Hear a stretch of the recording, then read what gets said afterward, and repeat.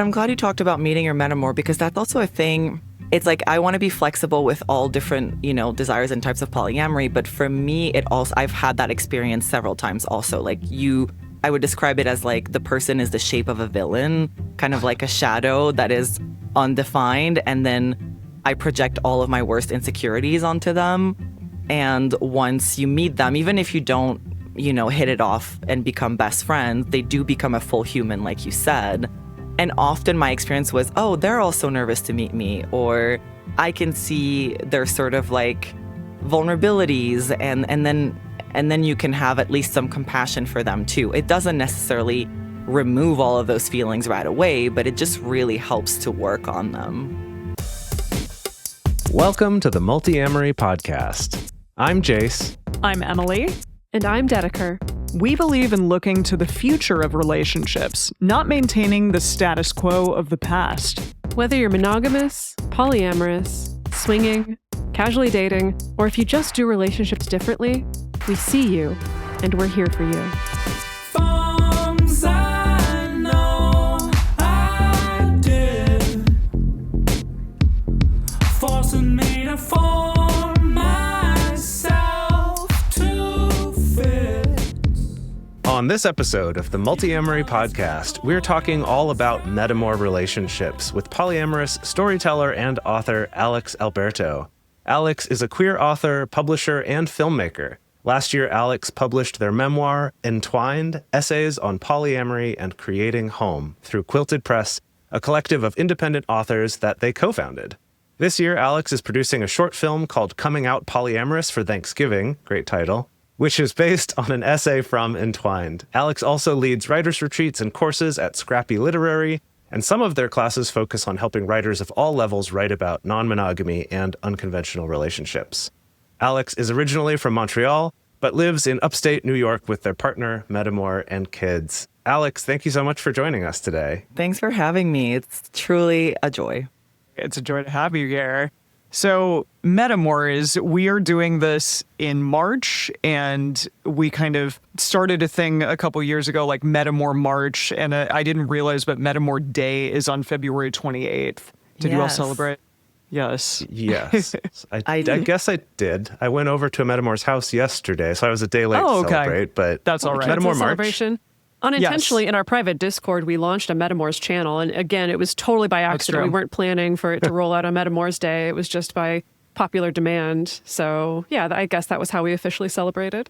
There you go. That's great. I love it. And I went to my local open mic with my Metamour, and we wore matching I Love My Metamour shirts. And oh, cute. She read something that she wrote for the very first time. And I've been doing that for a long time, so it was really nice to kind of support her in that.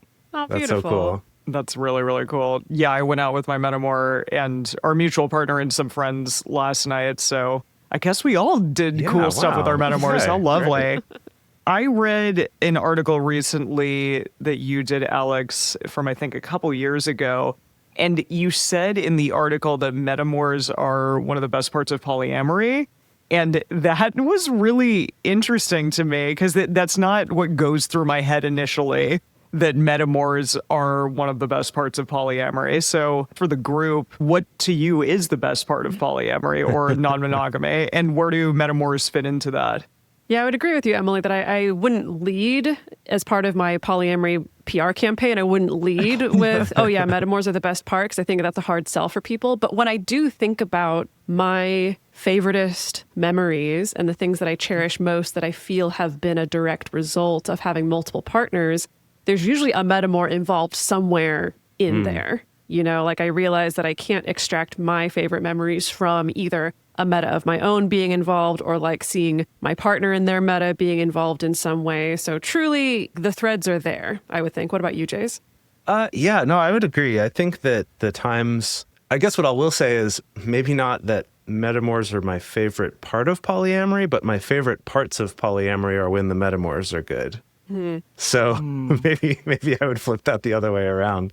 But I do like that aspect when it's good. But I feel like so many people come into it with like fear and worry and concern. Yeah. Can you talk about why you said that, Alex? Because I found that to be just so unbelievable because so many of us, I think, are really scared of the possibility of having another person that we don't know and that we don't necessarily choose to have in our life become such a potentially big part of our lives, even if it is just through knowing them through a mutual partner, or maybe they even become a part of your life in a bigger way.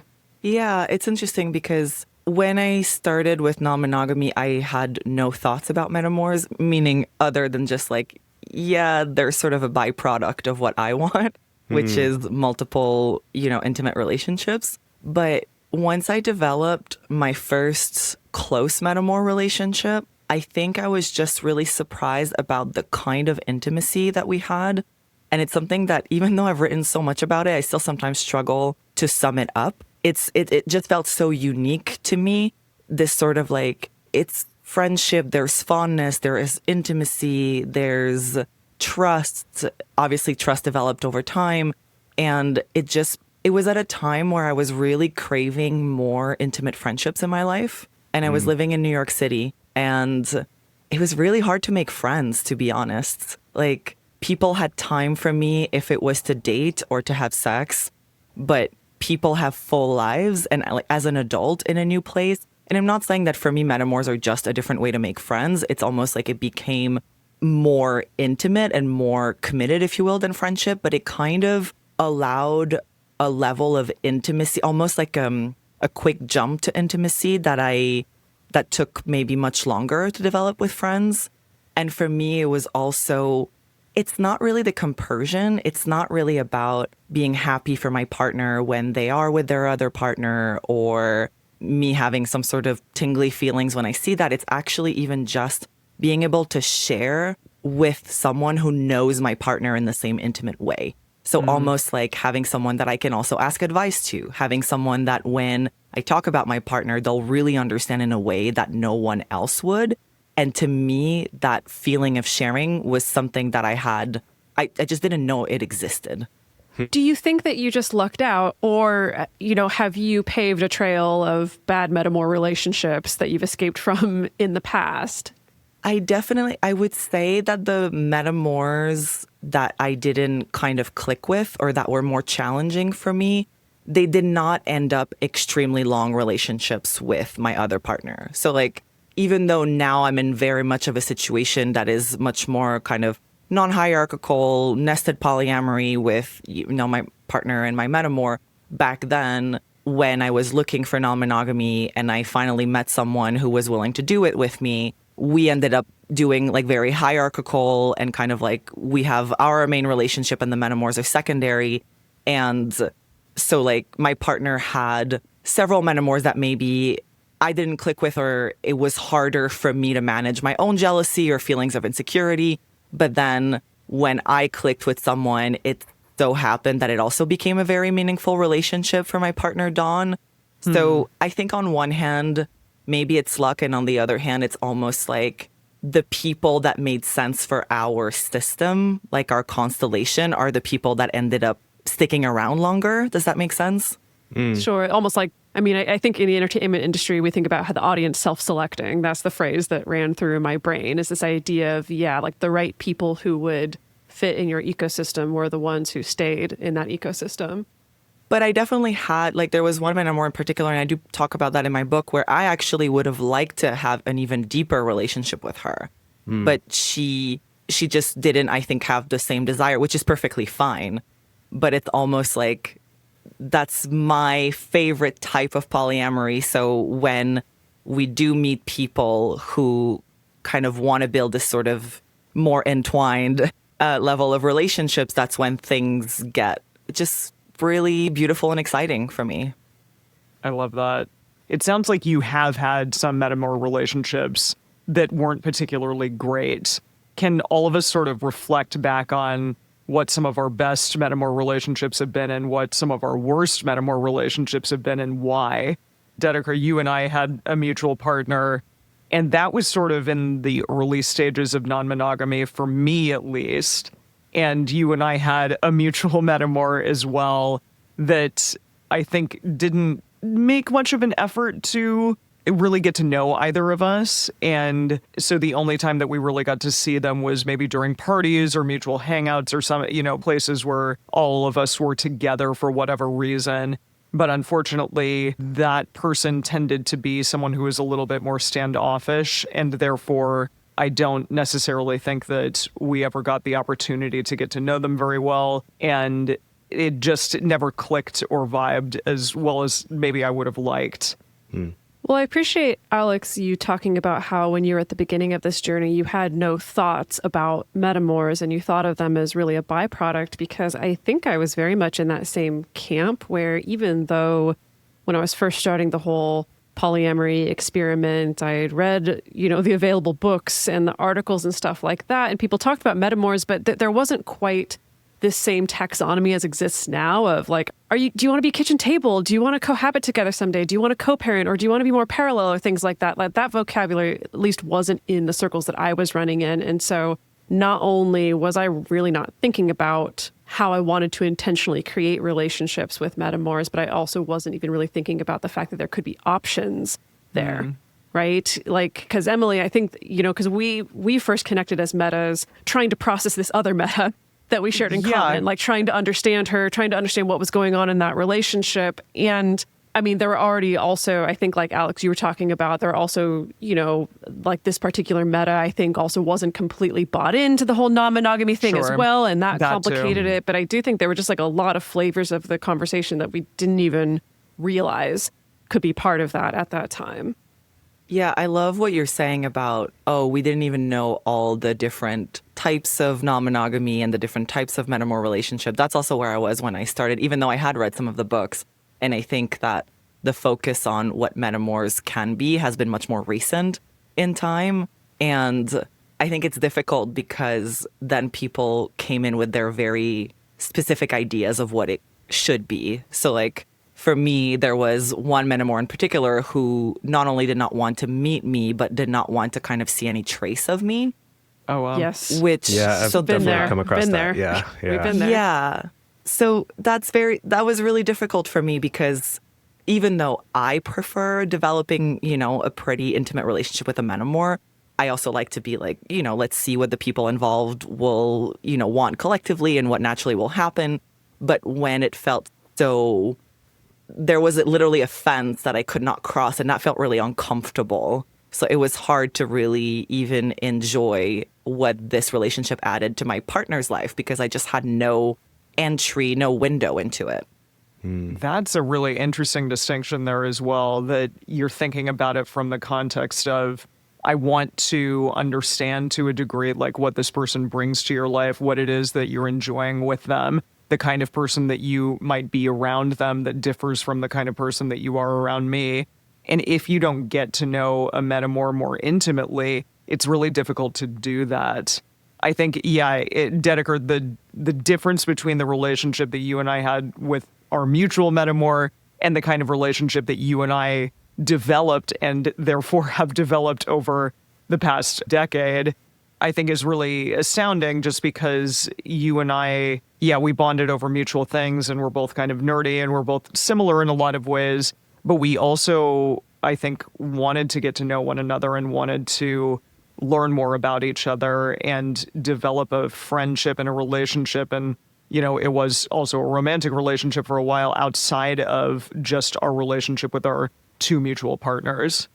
Well, this feels like an appropriate time to come skidding in. I didn't know. I knew this was going to happen at some point in this episode. I wasn't sure where, but I feel like someone needs to represent, I think the growing number of people who want to be more parallel with their metas. True. Or who are starting to question. I think, Alex, you talked about people bringing this idea of how they think it should be, right? People who are realizing, maybe I'm putting undue pressure on myself to be my Metamour's best friend. Maybe I'm putting undue pressure on myself to get really, really close to this person really, really fast. And maybe it's not a situation where I don't want to see any trace of them or pretend that they don't exist, but I want to just be aware of if I want to actually put my energy there or not. And so I want to make sure that those people don't get lost in this conversation. I'm sure you have some thoughts about that, Alex. Sure, yeah. And like you said, I think a big difference is no trace versus that's not really what I want. And I think for me, it also comes back to compatibility a little bit. The same in any kind of relationship. And And then it depends on the collection of people involved. But it's like, depending on the kind of relationship, if I started dating someone and they're like, I really don't want to meet the other people in your life right now, for me, that would be hard because it also means time-wise, I'm much more limited. So it's almost like it's a different kind of constraint because I have a partner and a Metamour that I live with. I also have kids. I also have a lot of work. So then when you chop all of that down, if I can't really mix my different partners together or do so in very, very limited ways, it just means that our relationship will look a little different in terms of time. And I think it's good for people to have an idea of what they want and don't want also with Metamours when they start new relationships, because that can help. And of course, you can always figure it out as you build the relationships, but I feel like it can help earlier on figuring out, are we a good match for each other or not? Something that I've been actually thinking about a lot recently was a conversation that we all had a while ago where we were interviewed for a story that was about basically building better collaborative relationships.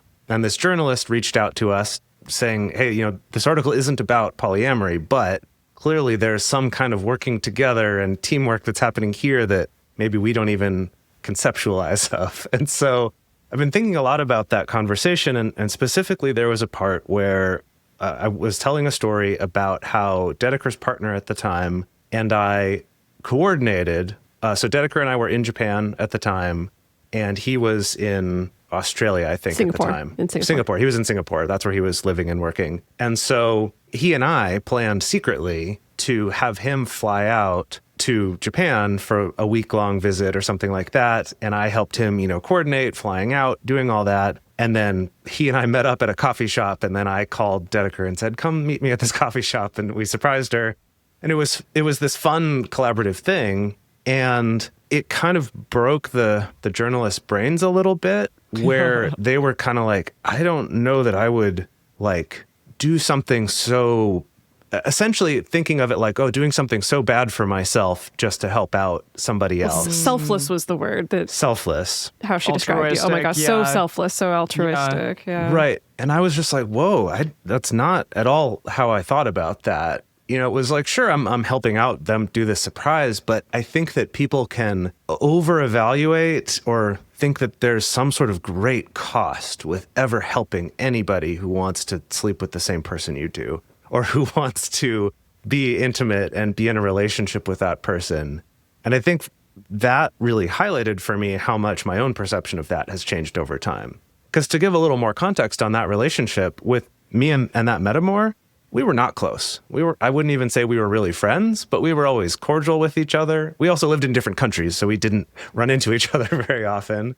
But, we'd see each other, we'd be polite, we'd coordinate things of, actually, let's go in together on this birthday present. It's like I want to say it's almost more like coworkers in a way that we're Co-workers in this mutual relationship. right. It's a weird thing to say, but that's how it felt to me. It was like Coworkers in the relationship department. right. We're in the relationship department of Dedeker Winston Industries, and we're on the same team in a way because we all kind of want the same goals, but we're not besties. We're not working on the same projects as each other. We're not having to coordinate everything we do, but we can sometimes. And I feel like getting that across to people, I wish I had a better way to tell it. Like even telling you three who kind of get it, I feel like I had to use a lot of words to try to explain all the context of what I'm going for here. It's just such a foreign concept. I think it's a great example, actually. And I love that you say that you were not that close, right? Like that's where it's different. Because if you had been really close, then it would have felt maybe more natural. But this reminds me, your example of coworkers just makes me laugh so hard. But I feel like people do that with their in-laws or their extended family. Like someone's birthday rolls around or there's a family holiday that people celebrate and then they'll kind of team up even though they only talk, a couple times a year. And the reason people don't find that weird is that one, they've seen it before, but two, it doesn't feel threatening to them because it doesn't include the my partner will be spending time with someone else and therefore I should feel jealous or insecure or so. That reaction from the journalist probably stemmed from that. Like we're not used to not having that feeling factor in. And I think that if people were able to somehow see Metamours as extended family, I feel like it's a really great metaphor because there's typically in general anecdotally based on the people around me, not that much. You don't need to be best friends with your in-laws or your extended family. But if you happen to live close and to really get along, then maybe those people do become kind of a much greater part of your life. And it's kind of just, and that can change also over the course of a lifetime, which happens with Metamours. Like my Metamour that I live with right now, for a full year when she was dating my partner, we barely saw each other, even though we liked each other pretty well. But she lived 3 hours away and we would text every once in a while. And also, it's just, we didn't prioritize seeing each other one-on-one all that much. And then when our life goals and desires kind of lined up in a different way, then that changed. So it's just nice to also leave room for going from parallel to less parallel, or maybe less parallel to more parallel in the future. And that's just based on, what you need. Well, do you think that you have an underlying ethic or guiding light around this? Because of course there's a certain, I'll explain what I mean by that chunky of a question, is that there's a lot that's unknown. There's a lot that's out of our control. And yeah, on this show a lot, we compare Metamours to being like extended families or like in-laws, right? It's like these people that you don't get to choose necessarily. And then, so there's that level of the unknown that I can't control. I can't control which person my partner chooses to date. And also I can't really control like whether or not we're going to click. I can't control the speed of how their relationship is going to develop. Like, are they going to develop intimacy really quickly or really slowly? Is it going to turn into a more emotionally entangled relationship, a less emotionally entangled relationship? And so with all of those floating factors in mind, what do you think is your guiding ethic when it comes to just like creating a relationship with a Metamour, with somebody who's new? That's a really interesting question that no one has ever asked me. I really like it.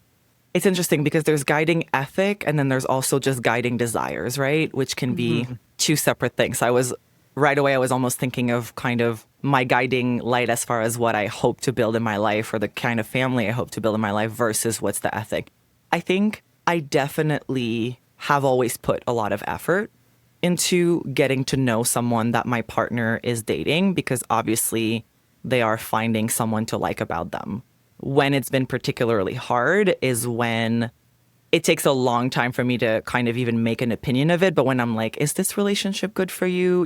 It's a very difficult position to be in when you're an external observer, but at the same time, you're completely biased. And your opinion weighs so much for your partner. So making the smallest observation can have such an impact on their relationship. And I don't know when I became aware of that, but eventually, I guess, so that's part of the ethic, I guess, thing where I'm like, I want to do right by my partner and the relationship. And that means both trying to be open in welcoming the relationship, but also trying to not influence it and let it develop the way it develops. And then also really doing right by the Metamour. I think I've been in positions where I was kind of, someone's Metamour and didn't really like how I was treated. So I do try to think about what their experience of me is like. And especially, I've been doing this for over 10 years, but like much more so in the first, I guess, half of my journey, but being really aware of kind of my power as a partner that has been longer established in my partner's life.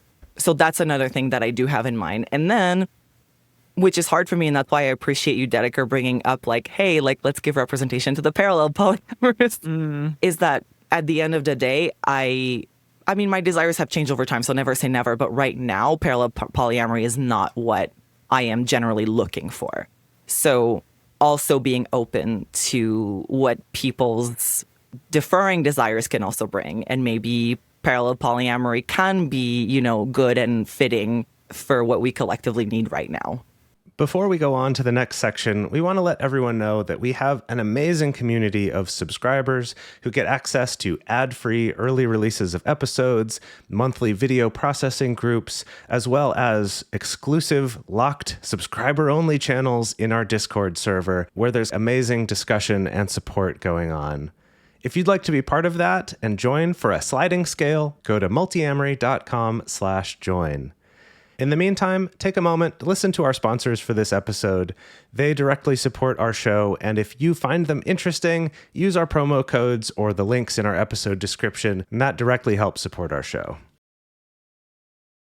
So I am sort of newly opening up again after a 10-year relationship that was mostly monogamous. I was speaking to someone about it today, and I was like, it was mostly monogamous for the entire time that was happening. And a lot of it, quite frankly, was pretty toxic. And I feel like I am still unlearning a lot of parts of monogamous culture that teaches you so much that having a relationship with someone means that you need to be the best and one that they care about the most, and that even them having experiences, even if they're like one-off sexual experiences or getting to know someone more and having a potential for another relationship, there are still parts of me that get a little squeaked by that, and I can feel it. And from a conceptual standpoint, I'm able to move past that, but sometimes the visceral reactions that happen are still there. And it sucks. Like, I saw a picture of my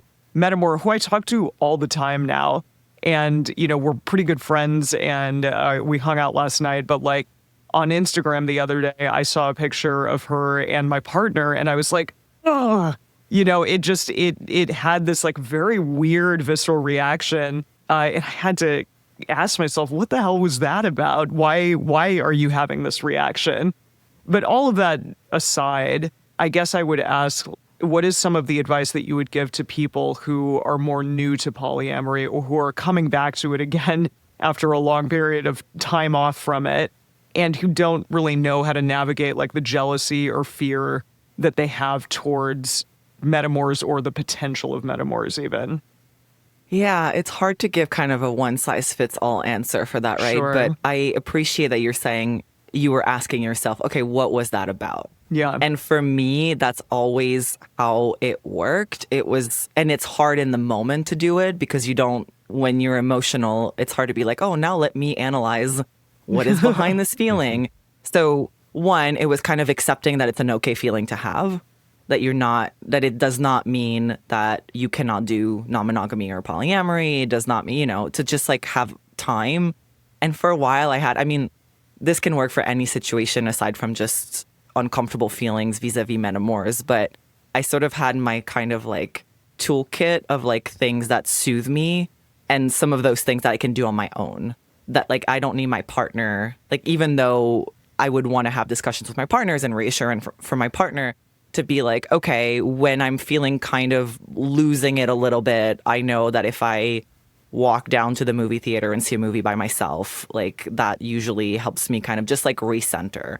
Or like this specific playlist will also help me, which sounds very silly, but just like in the moment when I was spinning, it was hard to remember those things. So for me, I just had it kind of all written down and be like, okay, what can I do? And then when I was out of the sort of really intense space of those feelings, to then try to be like, okay, what is behind that feeling? Is it that I'm scared that I'm going to lose time with my partner? Is it that I'm scared that I'm not doing the thing that I witnessed for my partner? Is it, and again, I don't think there's like an easy answer to that, because it sounds easy to just say it. And it's like, okay, sure, I identified that I'm scared of losing time with my partner. Now what do I do? But just sort of talking about it and having my partner be like, okay, yeah, that's okay. And for me, yeah, scheduling, having rituals with my partner that I could go back to.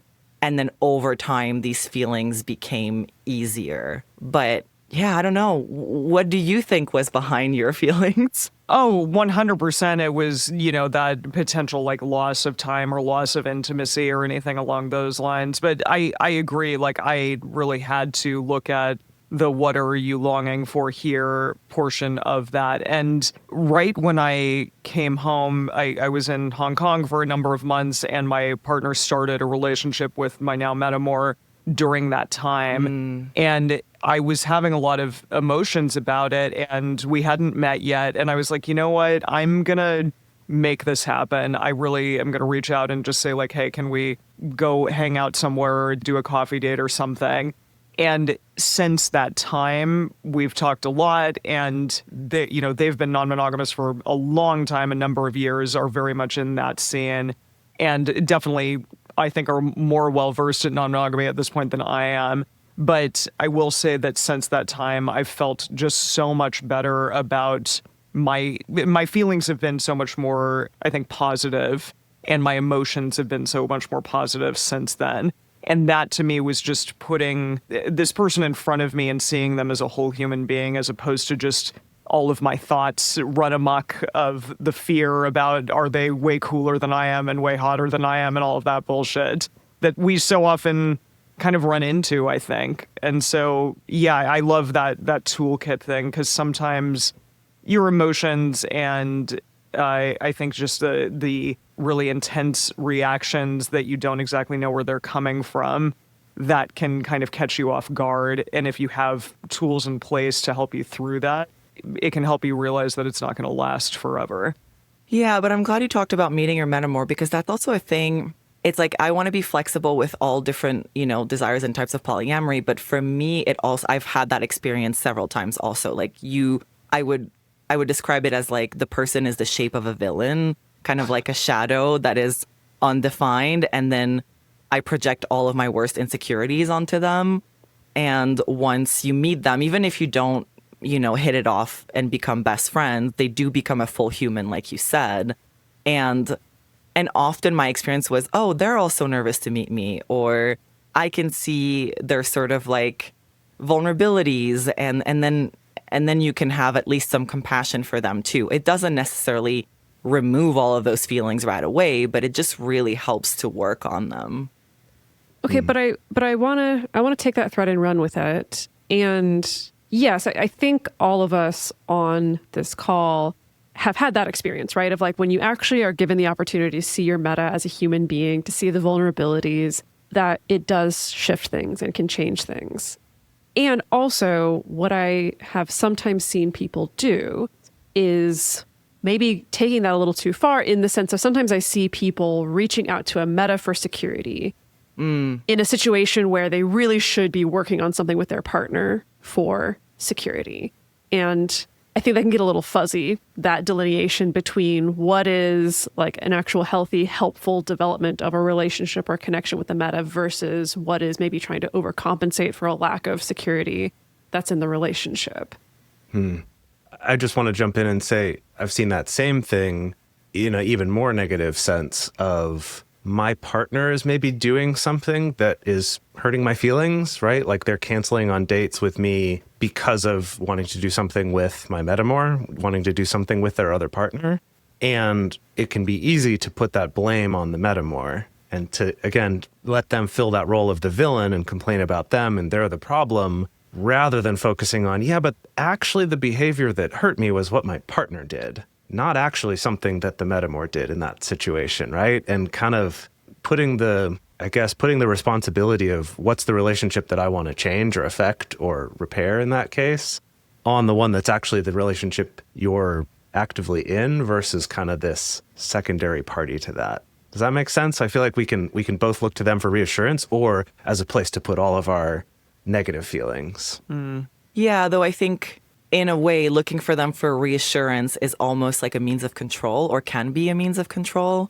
Like if they reassure me, then I feel like I have a better grasp on the situation. It's interesting. I never thought about it this way, but I've also seen a situation like that, talking about like, well, is it the Metamour's fault if the Metamour made maybe some requests or demands and then the partner obliged, like everyone makes their own decision. And it's easy to basically say like, oh, my Metamour's needs are what here is hurting me, when in fact you do have that individual relationship with your partner. Yeah, and that I bring it up because that was a personal experience of mine in my relationship with Dedeker from very early on in our relationship. Was a bad Metamour relationship. Probably my worst Metamour relationship was with her longer term partner at the time. But anyway, he was the more established partner. I was the newer partner for Dedeker at the time. And, it was a pretty negative relationship. It got more negative over time. But I remember a key turning point in my relationship with Dedeker was when I hit that realization and made that switch from... That I was actually the villain. That you were the villain, yeah. He wasn't the villain. Well, yeah, kind of. I mean, that seems terrible to say, but right, to kind of realize that actually, rather than complaining to Dedeker about these things that this Metamour is doing to us and to me and to our relationship, realizing like, actually, wait, your decision and what you did here was what hurt me, but that gave us the ability to actually talk about what happened and figure out how to clearly express what the problem was for me, and for her to also understand, oh, this is my relationship with you that's affected here, not this kind of secondary relationship that you have to your Metamour that I'm trying to like be this go-between. Because we've also seen that go bad so many times when the hinge partner kind of feels like they have to referee or try to be this go-between between a contentious relationship, when maybe that's not their place. Usually that's not their place.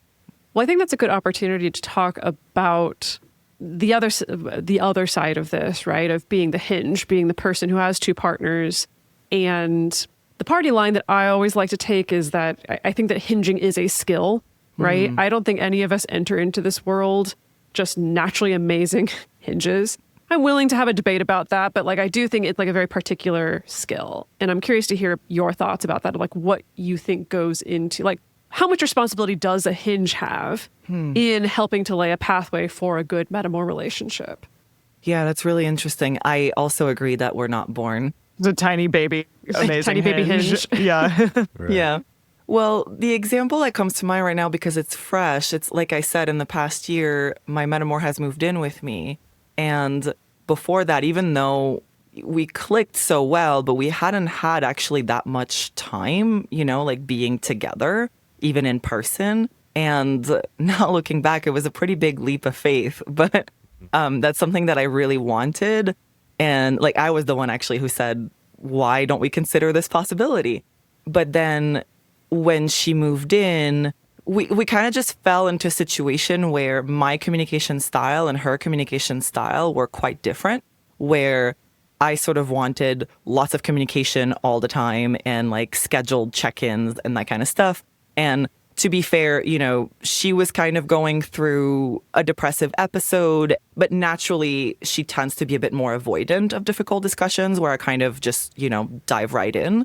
So our mutual partner, Dawn, as the hinge, ended up, like now looking back, he's like, I would never do it this way again.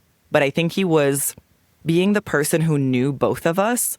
He had so much hope and strong beliefs that we were very compatible, but we were kind of in a situation where we each have personal things we were going through that made it maybe a little difficult. And also it was a big transition. I was also becoming a step-parent for the first time. But because of that, he ended up moderating discussions so much. And even so, I would have these discussions with him where I'm like, I would really like to talk to Saga about XYZ. And he would be, I don't think this week is a good week for that because she's in that sort of space. And this came from the place of, I'm so worried that if we have too many conversations that don't go well, they will give up and say, we're not compatible. Versus he was like, if I can just get the right timing, I feel like it's going to go so well. And to be fair, in the long term, he was right. Like now we're on the other side of it and we've hit a huge breakthrough and I couldn't be happier. And I feel like I'm so compatible with her. But when it was happening, he actually kind of delayed, I think, because I was thinking, well, he's the hinge. He knows better. Like he knows both of us. So I need to delay my own needs in order to listen to him.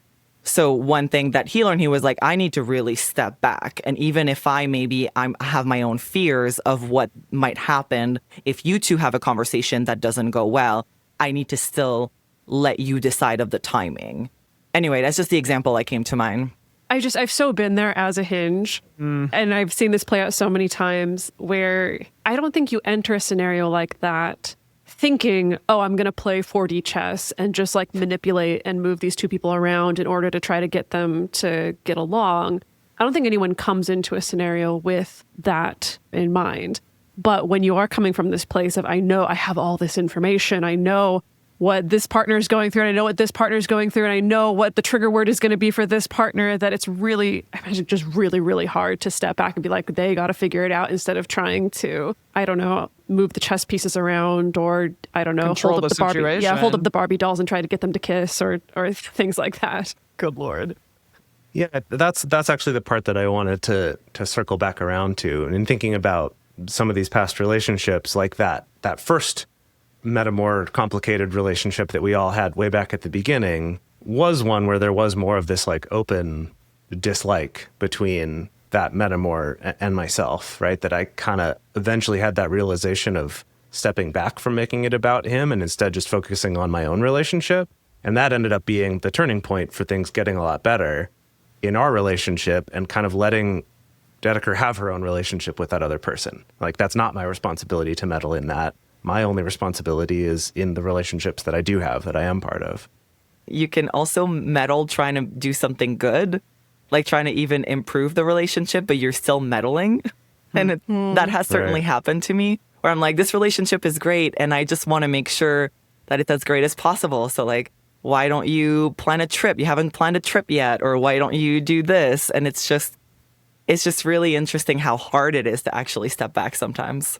Yeah, well, I think that's the deal and I think people struggle with that, obviously not just in non-monogamy, but it's like we have that urge to want to meddle when you see like your sisters in what seems like not a great relationship, right? Or you see your mom like making a decision that you really don't agree with. That I feel like that's the constant push-pull that we have to deal with, is like, how much can I actually help here by being like lovingly honest or compassionate or giving suggestions or stuff like that? And how much do I need to like preserve my energy and kind of create an appropriate amount of space there?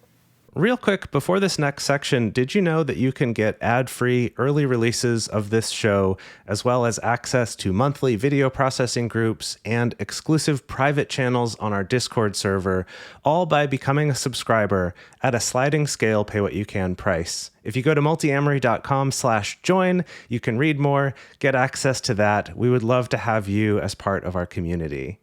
In the meantime, take a moment to check out the sponsors on this episode. If any of them seem interesting to you, use the promo codes or the links that we have in our episode description, because that also goes a long way to supporting this show. So to go with my bummer question here, the thing that I wanted to ask about, or just discuss together, is the challenge of when you do connect with a Metamour, and then that relationship ends up not working out with your shared partner.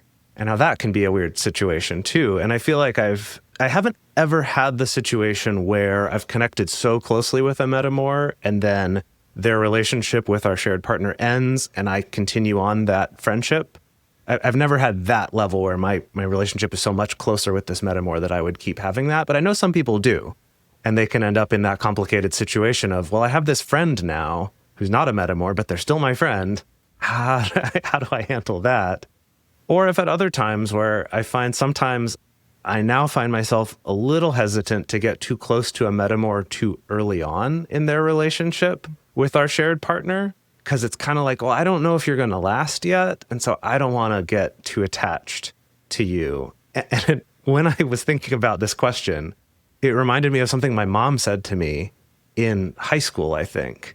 Because, I dated a fair amount in high school, but none of them lasted longer than 6 months or whatever, right? Like fairly short high school relationships. And I remember at one point my mom saying to me something along the lines of, okay, that's cool that you feel excited about this person, but I feel like I've been hurt too many times by getting attached to people you've dated and then you breaking up and me losing that. So I'm going to kind of hold back a little bit, which is essentially exactly the same thing I'm saying here. And I'm just like, oh my God, is a parent relationship sort of a proxy for a Metamour in some ways? I definitely have stayed friends with a Metamour. And so for me, what's interesting is that the first time that my partner broke up with his partner, and then I was so focused, I did not expect me to be heartbroken. Yeah. So I didn't even give myself space to mourn that, which is interesting. Like something that now if it were to happen again, then I would be more aware of that. But then I did find it difficult because even though it was totally fine for all parties for us to continue our friendship, especially early on, it was difficult because when you have a friend, you're not necessarily censored for parts of your life. But I was really aware that if I talk about my partner or if I share certain things, then what impact does it have on this former Metamour? And that was a little tricky for both of us, I think, to navigate for a while. But yeah, it is really hard. It's also really hard depending on the context of the breakup, that maybe that person hurt your partner and you're seeing that firsthand, yet you have to somehow separate that.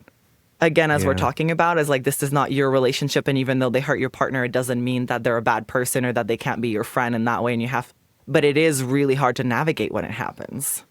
I'm just trying to think about proxies that people would think of as more, quote, normal, right? And I guess the closest thing I can think of is when you date someone that a close friend used to date, which I think a lot of us have seen something similar to that, especially if you're in a smaller town or a smaller community where it's like, yeah, okay, I'm dating someone now that this friend used to date. And so maybe that friend's a little bit weird about me talking about this person I'm dating. And also maybe it's weird for the person I'm dating to know that I'm friends with this person. Like that I think is maybe a more relatable situation that's a little bit similar. And again, there's not a lot of good guidelines on here's how you do that well. It is kind of having to feel it out, I think, and try to be respectful of everybody and also hope they respect you and your decisions and your relationships. Something that you were talking about, Jace, there as well, in regards to your mom's statement, I found really interesting because before I got home, I had asked my partner, like, hey, I'd really like to meet this new person that you're dating. And he talked to her about it, and her initial reaction, even though she's been non-monogamous for a while, was why? Or why do you want to do that yet? And when I spoke to the two of you about it, because I felt like, oh God, do they not want to talk to me? Do they not want to meet me? The two of you sort of did the let's pump the brakes thing here, and instead see if this is even going to last, if this is even going to be a thing that they're going to continue doing for a while. Because if it is, then maybe down the line, yeah, you two can meet and that will make sense. But if it is just going to be sort of a chill, fun thing, casual thing for a while, then maybe there's not necessarily a need to get super involved in this relationship. So I guess my question is there like a time at which, the best time when people should be meeting Metamours? Or I guess that's probably specific to the individual. But yeah, if it is going to be kind of chill and cash, then I don't know. Maybe y'all don't need to become besties. Is this similar to like when is the right time to meet the parents? Right. I Sure. guess that can Oof, that's a whole very other can of worms. drastically. When to take Yeah. that emotional risk, when to decide Yeah. that you're going to even make that tiny bit of investment of Yeah. energy and emotion into this person. Yeah, and kind of asking other people in your life that you care about to invest a little bit or to Sure. connect with this person. And like different families might have different standards for that, right? I've certainly dated people where they were like, by the third date, you need to meet my partner. Whoa. Wow. Right. And- I've come across that too, yeah. Right. And I can't really generalize from like my small sample size, I guess. But usually I think it was people who were maybe a little earlier in their journey and perhaps a bit more nervous, which for me was fine. But I think I think it varies drastically. And I think for you in your context, Emily, what's interesting is that you were away when that relationship started. And how long were you Correct. away again? Almost 3 months. He came and visited me in Hong Kong when I was over there. And then the next week they slept together. And so I had this like very jarring, I was just with you. It was really lovely to have you here. And we had this like wonderful time together. And then he, a week later, like starts this other relationship. And that to me was like, wait a minute, what's going on here? And again, I had to separate myself from this notion that that had really anything to do with me or our relationship. And instead it was just like, no, he's taking the opportunity to have a fun time with someone and see what develops. But yeah, my knee-jerk reaction was, I got to meet this person. I got to make this, make sure that they know that I'm cool and that everything's going to be fine. Because, that's also my fatal flaw of wanting everyone to like me. And so I very much was like, I need this person to like me and to be okay with me immediately. It's really interesting because talking about when you were saying, the feelings I had seeing the picture of them on Instagram was Yeah. also probably like fear of losing some time. And I don't know how long ago that was, but I've had a similar experience where I was away seeing my family in Montreal for a few weeks. And that was at the very beginning of a relationship. And then my partner was seeing that new person multiple times a week. And I just had this feeling like, well, she's getting to know you at a time where I'm not enmeshed in your lives. I'm not like a part of the equation, if you will. So it gave me a lot of insecurities because I was like, she's building this idea that like your availability is very different. So it's just very scary in that context. Totally. And I know, Jason, you've talked about that a lot as well, that there were times when Dedeker was potentially like with a partner in a different country And that meant that you were seeing a partner back at home more often. But then when Dedeker came home, that had to shift a lot in terms of the amount of time that you were able to give that partner. So it's this constantly fluctuating, always needing to really communicate about expectations and the reality of the situation at hand, because it can really ebb and flow, I think, based on how often a person is around or when they happen to come back into your life or not. And even other aspects of your life. Like there are seasons where my work is so busy, I have so little time, and that's almost like a partner, right? Like there's a lot to factor in. Yeah. 100%.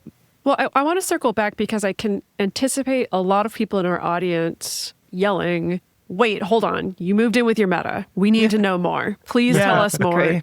Either, I think there's a chunk of our audience that would be just like, oh my God, I could never imagine doing that. But we also have a lot of listeners who are frustrated that there's not a lot of resources to help us navigate a transition like that very intentionally. And so you've spoken a little bit about that transition, but I want to know what was actually helpful. How were the three of you able to lay the groundwork so that choosing to live together was ultimately a success? And not just live together, but co-parent together as well. Yeah, it's a lot. But So it's interesting because before we moved in together, I was like, we need to do this right. We need to whiteboard what we want. We need to talk about our fears. And I do believe it helped, but I think in my head, it would like solve everything. It was like proper planning and discussions will mean that this will be smooth or smooth-ish, right? Like just like nothing really hard, nothing that makes you question whether it was the right decision or not.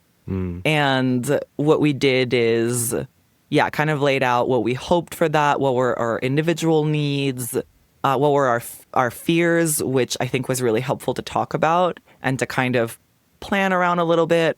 I do think that when there are kids involved, like even outside of co-living or polyamory, all of the monogamous people around me that I've been close to who have kids, especially young kids, kind of under 10, there's a lot of strain on their relationship, on their day-to-day. Like it's a lot of energy that goes towards that. And for me, I had never done that before.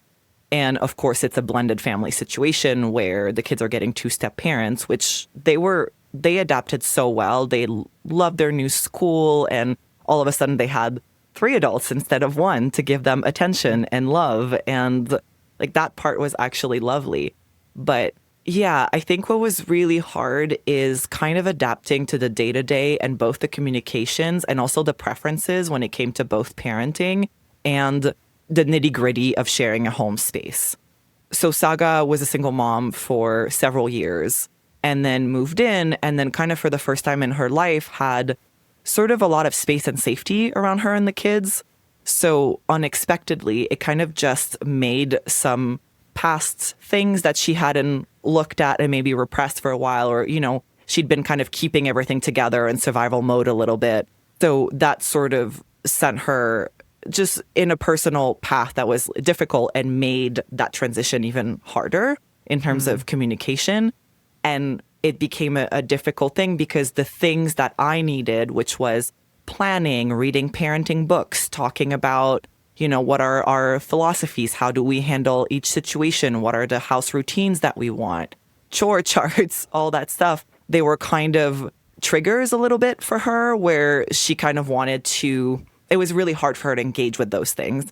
And to be fair, when you've been a single mom for a long time and you've tried to do it the right way, quote unquote, and it hasn't worked and you've been burnt out for a while, you're kind of like, well, whatever happens at school happens at school. And you know what I mean? So, and then Dawn, like I said earlier, was a little bit like in the middle trying to just really manage all of that. What has helped is Dawn stepping back and me stopping to kind of just listen to Dawn as like he knows best because he knows both of us. Like he had been with Saga for I think 1.5 years. And also he knew the kids a bit more than me. So I just had this constant, like whatever I think or whatever I need, he knows best. So I just delayed a lot of my needs. So I think when you find yourself delaying, it's just a terrain for resentment and it's just not healthy.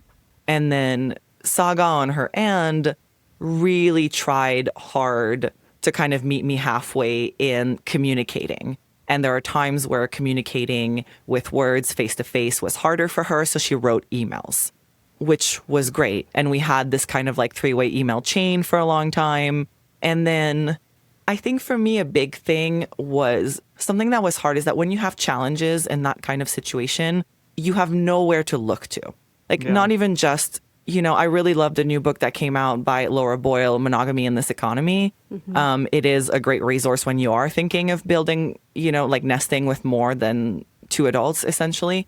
But in terms of just the intuitive models around you, like having seen other people struggle with that, you don't. And even friends who really care about me and knew how much I'd been wanting this for a long time, I think their reaction is like, but of course it's hard because it's in this situation. So instead of questioning, what do we need to do? Or is this the right fit? It's more, can this model even work? And that is really hard to then stay with your commitment. Whereas when you're in a relationship and you're like, I'm not questioning my commitment here. I'm just trying to figure out how we can navigate this. It's just a different ballgame. So I had to kind of go back to, I'm committed to this. This is what I want. And I'm not going to give up after 3 months at the first sign of a struggle. And then it makes it easier to not catastrophize everything and to kind of go like, okay, how do we get past that? No, I think that's such a great point to bring up, because I think that a lot of people have that when they're first moving from a monogamous default mindset to non-monogamy too, is that it's not just, is this relationship working? It's like, is this type of relationship able to work at all, period? And I feel like then almost like the next stage of that is that Metamour relationship of, is this even a possible relationship? Not just, is this a good one? How can I make this one work? So yeah, that can be challenging when there's like that existential question shadowing over the whole thing. And so that's cool that you found a way to just say, no, I'm just going to move ahead as if this is possible so that I can stop having that question weigh me down and actually focus on what's in front of me and the relationships I'm in. Right. And I'm not saying for everyone, just move forward regardless of what happens. Like obviously you reach a point where you're like, maybe this isn't a good fit. And something else that I think some listeners might find interesting that I didn't expect is, so I've been with Don for 10 years. He'd been with Saga for a year and a half when we moved in together.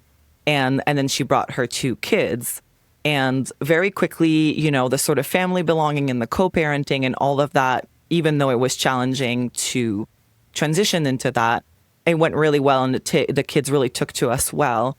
It also meant going to school meetings, meeting teachers, going to the playground and meeting parents. And I live in a pretty conservative community, upstate New York. So all of a sudden we were outside of our safe bubbles, our safe social bubbles. And I found myself, so I think people would assume that the newer partner would feel kind of left out, like not left out, but the way people look at it is like, oh, the real relationship is these 2. And then there's this other, kind of newer, less important person. Whereas I looked at them and I was like, oh, here's a woman and a man who look heterosexual, who have 2 kids, and everyone can read that situation and they assume that that is the situation. And then here's the weird trans person that we don't really know how to read or understand next to them. And Clearly the third wheel. Exactly. Yeah, So Fascinating, that's a yeah. great point. Yeah, it's not that what you'd was expect. so interesting for me and not expected at all to have sort of all these feelings of like, well, maybe this family would be better without me because we have to kind of face these challenges of just existing in the world as we are. And then I felt like I was the piece that was kind of making this complicated, even though I knew deep down that that's not how they felt, but that's how it felt for me at times. Yeah, that makes a lot of sense. Alex, we so appreciate you coming on and sharing so much of your personal experiences. I know it's going to be so helpful to people listening. If people want to find out more about you and your work and what you're working on right now, where can they find out about that? So they can go to alexalberto.com, and I'm also on Instagram at @thatalexalberto. And what exciting things are you working on right now?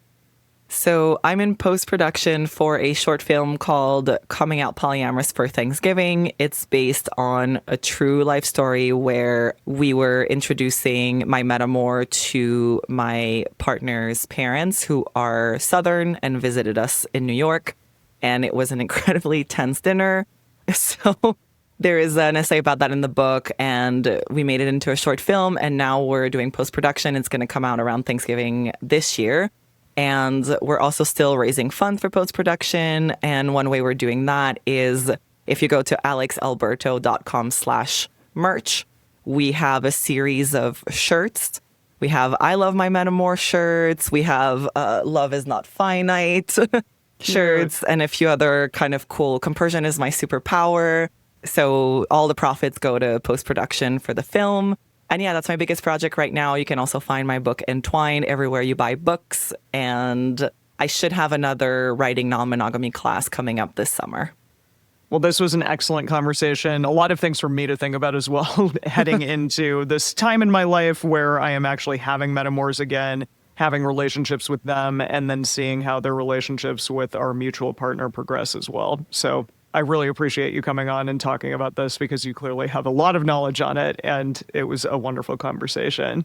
Yeah, same to you all.